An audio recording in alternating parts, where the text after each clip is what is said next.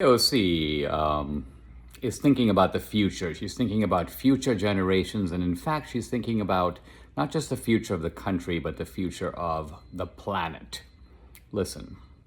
Millennials and people and Gen Z and all these folks that come after us are looking up, and we're like, the world is going to end in 12 years if we don't address climate change. And your biggest issue is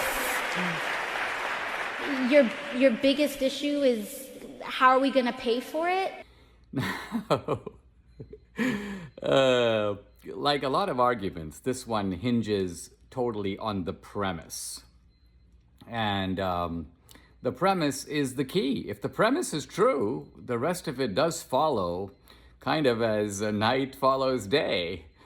So it's kind of like if someone were to say to you, hey, listen, a large rock is going to roll off your roof, fall on your head, and kill you.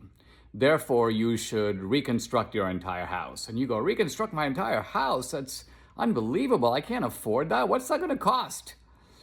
And the person goes, what are you talking about? A rock is going to slide off the top and kill you. It doesn't matter what it's going to cost. Rebuild your house. So as in that case, it all depends on the premise.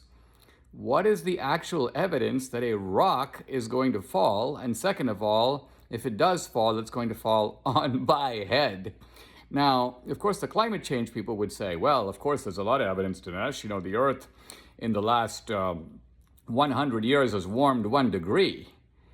But the power of that evidence is very similar to telling me that there was a rock on my roof and it's moved 2 inches. And therefore, the collapse of the rock onto my head is imminent. Somehow, the 2 inches doesn't really match up with my life is in mortal danger. And similarly, if you were to say to people, not just by now, but at any time in history, that their planet has warmed by a degree or a degree and a half in 100 years, I think they would look at you and continue eating their breakfast. So the bottom line is no one believes, not even AOC. Just look at her actual conduct.